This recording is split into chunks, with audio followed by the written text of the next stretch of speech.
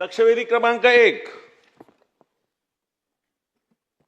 वितरित केल्याप्रमाणे अध्यक्ष महोदय, ज्या वसई विरार शहर भागातून मी प्रतिनिधित्व करतो, नालासोपारा शहरातून प्रतिनिधित्व करतो, तिथे 1970-80च्या दशकामध्ये हा MMRDAचा भाग बनला आणि 90 मध्ये सिडकोने तिथे एक ड्राफ्ट प्लॅन तयार केला, नवीन नियोजन आराखडा तयार केला। त्या आराखड्यामध्ये तत्कालीन महानगर आयुक्त श्रीयुत अजित वर्टी साहेब यांनी शिफारस केल्यानंतर 9 फेब्रुवारी 2007 रोजी 2001 ते 2021 या कालावधीचा आराखडा प्रसिद्ध केला। ह्या आराखड्याची मुदत 21 मध्ये संपलेली आहे। MRDB कायदा 1966 अंतर्गत कलम 23 व 28 नुसार 30 ऑक्टोबर 2023 रोजी सुधारित विकास आराखडा तयार करण्याची नोटीस प्रसिद्ध केली होती। अध्यक्ष महोदय, हे खरं आहे की राज्यघटनेने महापालिकेला अधिकार दिले आहेत की नियोजन त्यांनी करावं, पण जर महापालिका नियोजन फसत असेल तर राज्य सरकारला अधिकार आहे की ह्यामध्ये ते नियोजन ते हातात घेऊ शकतात। कारण वसई विरारची परिस्थिती जर बघितली तर 872 एकूण आरक्षणापैकी जवळजवळ 329 आरक्षित जागेवर अनधिकृत बांधकाम झालेलं आहे। जवळ 10,20,000 टोटल आस्थापना आहेत, टोटल प्रॉपर्टीज आहेत, त्यापैकी 4,99,000 ह्या अनधिकृत प्रॉपर्टी आहेत। म्हणजे मागील 20-25 वर्षामध्ये ह्या सगळ्या शहराचा अगदी विद्रूप शहर झालेला आहे। त्याचप्रमाणे आता ही जरी राज्य सरकार महापालिकेचा अधिकार जरी असला तरी वसई विरार या शहरामधून Mumbai Ahmedabad bullet train, Virar Vadodara expressway, Virar Alibag corridor, bullet train, coastal road ह्या सगळ्या प्रकारे मोठे मोठे प्रकल्प येतात। त्यामुळे इथले नियोजन हे चांगल्या प्रकारे झालं पाहिजे। महापालिकेकडे असलेला स्टाफ हा अपुरा आहे। DDTP आठवड्यातून फक्त 3 दिवस असतात, एकच ADTP आहे। संपूर्ण इंजिनियर ठेक्याचे आहेत, कुठल्याही प्रकारे परमनंट इंजिनियर नाही। सगळ्या ज्या टाउन प्लॅन मध्ये आहेत त्या सगळे, आणि हे सगळ्यात मोठं की ज्या टंडन कन्सल्टंटला ह्याचा जर सल्लागार म्हणून नेमलाय तोच वाजाच्या भोरात आहेत। एका वर्षामध्ये कचऱ्याची 4 टेंडर त्यांनी तयार केली आणि त्यासाठी निरनिराळ्या प्रकारे टेंडर ती तयार केली, निरनिराळ्या कंडिशन घातल्या। म्हणून मला माझी आपल्या माध्यमातून शासनाला विनंती आहे, अध्यक्ष, नियोजन प्रणाली अक्षमता किंवा अधिकाराचा गैरवापर अपयशी ठरत असल्यास MRDB कायदा 1966 मधील कलम 162 नुसार राज्य शासन अथवा शासनाने नेमलेल्या व्यक्तीने या अधिकाराच्या वापराची तरतूद आहे। त्या तरतुदीनुसार राज्य सरकार महापालिकेने 30 ऑक्टोबर 2024 प्रसिद्ध केलेला कलम 38 अंतर्गत नोटीस रद्द करीत नवीन समितीची नेमणूक करावी व या कलमानुसार मुंबई महानगर प्रदेश विकास प्राधिकरणाच्या आयुक्ताच्या अध्यक्षतेखाली सद्य समिती गठीत करून त्यात योग्य तज्ञांचा समावेश करून जलद गतीने सुधारित विकास आराखडा तयार करण्यासाठी शासन आदेश निर्मित करावा। ही माझी आग्रहाची विनंती आहे। पण दुसरं असं आहे की आमच्याकडे आता 5 लाख अधिकृत बांधकाम आहेत। SRAची संदर्भात अध्यक्षाच्या दालनामध्ये बैठक झाली, अध्यक्ष महोदयाच्या दालनामध्ये, तिथे SRA उपयोगी पडत नाही अशा प्रकारे निर्णय झाला की होत नाही चांगल्या प्रकारे। तर क्लस्टर योजना, तर आमची अशी मागणी की ठाण्याच्या धर्तीवरती चांगल्या प्रकारे क्लस्टर योजना राबवायची असेल। आमच्याकडे बुलेट ट्रेन येतं, त्या बुलेट ट्रेनचा जो भाग आहे, परिसर आहे, त्याच्या 3 किलोमीटर त्रिज्येमध्ये हजारो लाखो झोपड्या तिथे आहेत। तर आमची अशी मागणी की ठाण्याच्या धर्तीवरती क्लस्टर योजना आम्हाला राबवावी, ही विनंती आहे। करणार का? अध्यक्ष महोदय, हे वसई विरारच्या संदर्भात सदस्य राजन नाईकांनी DP संदर्भामध्ये हा प्रश्न उपस्थित केला। अध्यक्ष महोदय, ह्याच्यामध्ये इंटेन्शन असतं ते आपण ऑक्टोबर 23ला DPचं इंटेन्शन अध्यक्ष महोदय दिलेलं आहे आणि कलम 25 नुसारचा ELU जो करायचा असतो तो पण आपण 18/7/24ला आपला ELU पण झालेला आहे। अध्यक्ष महोदय, ज्या 22/10/2025ला आत्ता आपण ह्यांना टीपीचे अधिकारी उपलब्ध करून दिले, कारण हा डीपी करण्यासाठी वेळ लागत होता. मधल्या काळामध्ये जे टीपीचे अधिकारी होते त्यांच्या संदर्भातल्या काही प्रॉब्लेम्स निर्माण झाल्यामुळे तो मधल्या काळामध्ये ह्या डीपीचं काम होऊ शकलं नाही, ही वस्तुस्थिती अध्यक्ष महोदय. तर त्यावेळेस आपण 22/10/2025 आपण तिथे डेप्युटी डायरेक्टरच्या दर्जाचा टीपी अधिकारी आम्ही तिथे नियुक्त केला. त्याच्याबरोबर आपण एक एडीटीपी 4 म्हणजे असिस्टंट दिले, आपण 4 एडीटीपी दिले, 4 प्लॅनिंग असिस्टंट 2 दिलेत आणि 9 जणांचा स्टाफ आपण त्यांना प्लॅनिंग कमिटीसाठी दिलेला आहे अध्यक्ष महोदय. आता तो स्टाफचं ह्या सगळ्या जॉईनिंग आहे नोव्हेंबर 2025चं. आणि अध्यक्ष महोदय 3 वर्ष आपल्याला साधारण डीपी करण्यासाठीची मुदत असते विहित मुदतीत. तर अध्यक्ष महोदय मी आपल्या माध्यमातून सांगू इच्छिते की विहित मुदतीत हा डीपीचा डिक्लेरेशन आम्ही करून देऊ अध्यक्ष महोदय. ठीक आहे. स्नेहाताईंना उद्या तुम्हाला देतो नाईक साहेब देतो तुम्हाला. नाही स्नेहाताईंचं उद्या तुम्हाला देतो. द्या अध्यक्ष. ठीक आहे, घ्या बोला.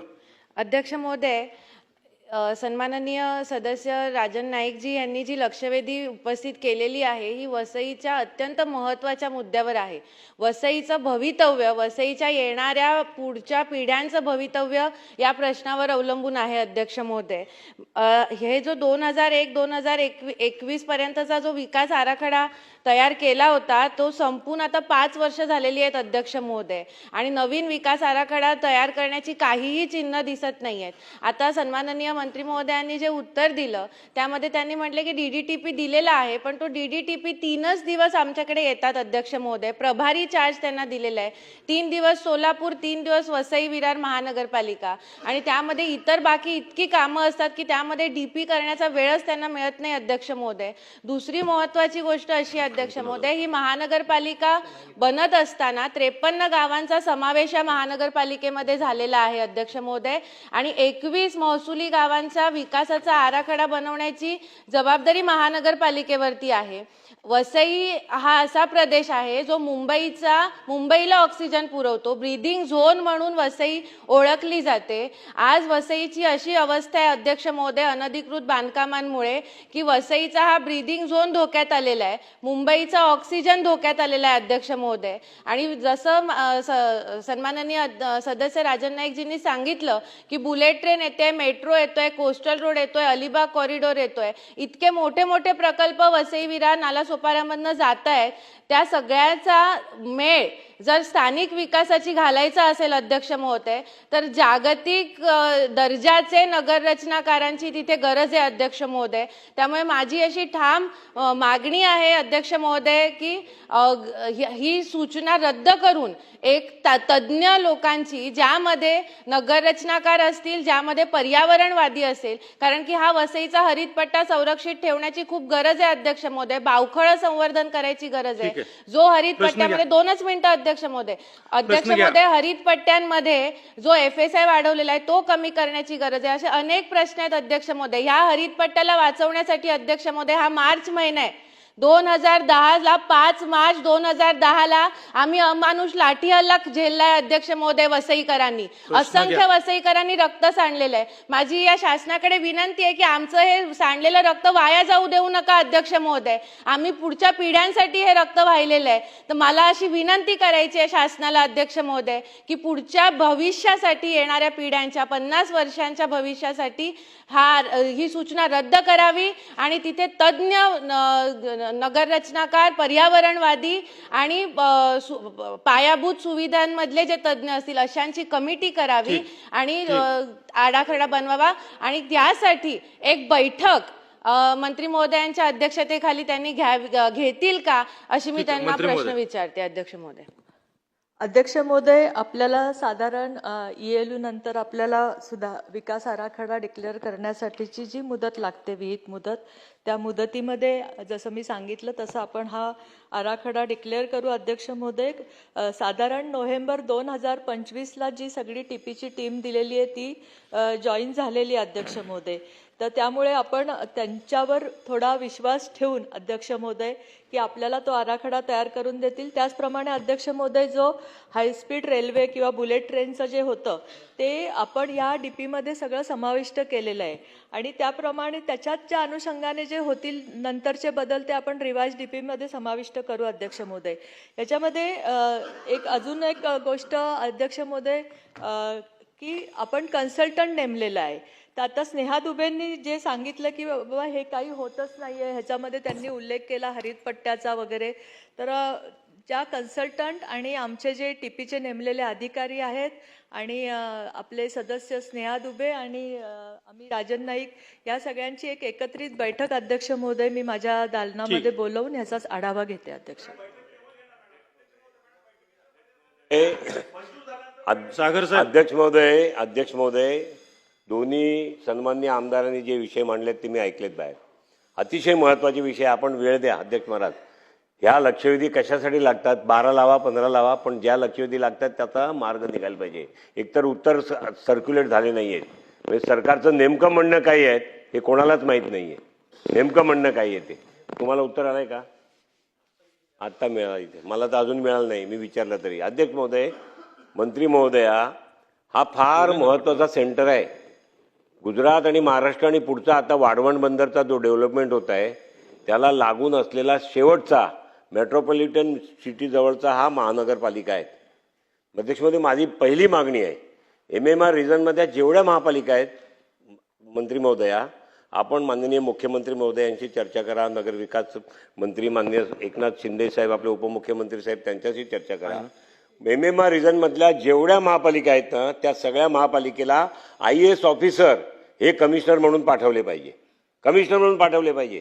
MPSC मधनं किंवा प्रमोटेड IAS ऑफिसर त्या तिकडे येऊन बसतात. त्यांनी सगळे व्यवस्था खालच्या, त्याला काही कनेक्टिव्हिटीची कल्पना नसते. त्याला मुंबई मेट्रोपॉलिटन सिटी बरोबर हे कनेक्टेड आहे. त्याचं काय आता हे 4 म्हणजे मेट्रो, याचा पुढे Alibag corridor, industrial corridor, bullet train, अध्यक्ष महोदय कोस्टल रोड, वाढवण बंदर, एवढा त्या तिकडे डेव्हलपमेंट पुढच्या काळात येणार आहे. तिथे तुमचा ॲडिशनल टाउन प्लॅनर काय करणार? काय कॅपॅसिटी आहे त्या ADTPची? अध्यक्ष महोदय, जो अधिकारी एका उपसचिव कक्षाचा लेवलचा अधिकारी किंवा त्याच्याही खालचा अधिकारी तिकडे महापालिकेमध्ये आयुक्त म्हणून बसणार, अध्यक्ष महोदय, त्याला काय कल्पकता सुचणार आहे आणि काय IDTP आणि दोन्ही ते प्लान डेव्हलपमेंटचा प्लान तिकडे ठेवणार आहे? मंत्री महोदय, आपण याची बैठक माननीय आपले वरिष्ठ किंवा मुख्यमंत्री महोदयांबरोबर करा आणि पहिलं आपण जिथे MMR रिजन आहे तिकडे सर्व म्युन्सिपल कमिशनर, सर्व, मग ते वसई विरार असेल, मीरा भाईंदर असेल, कल्याण डोंबिवलीला असेल, सागर साहेब प्रश्नच घ्या. आपण प्रश्नच घेतो अध्यक्ष महाराज. मी काय वेगळं बोलत नाही, प्रश्नच घेतो अध्यक्ष महाराज. आपण जर येथे बोलता तेव्हा आपल्याला वाटते ना की आपले सगळे विषय गेले पाहिजे, तसं आम्हालाही वाटते अध्यक्ष महाराज.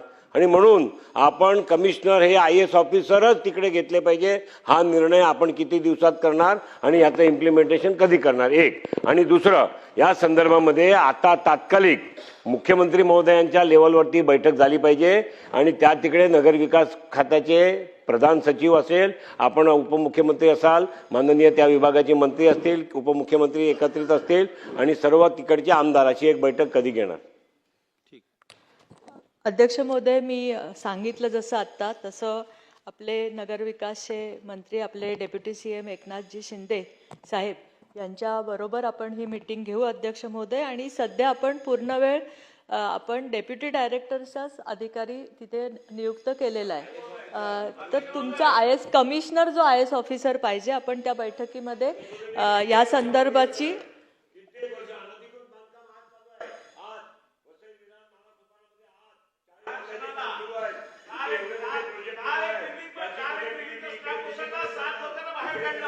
ठीक आहे मंत्री महोदय, आपण कंप्लीट करा.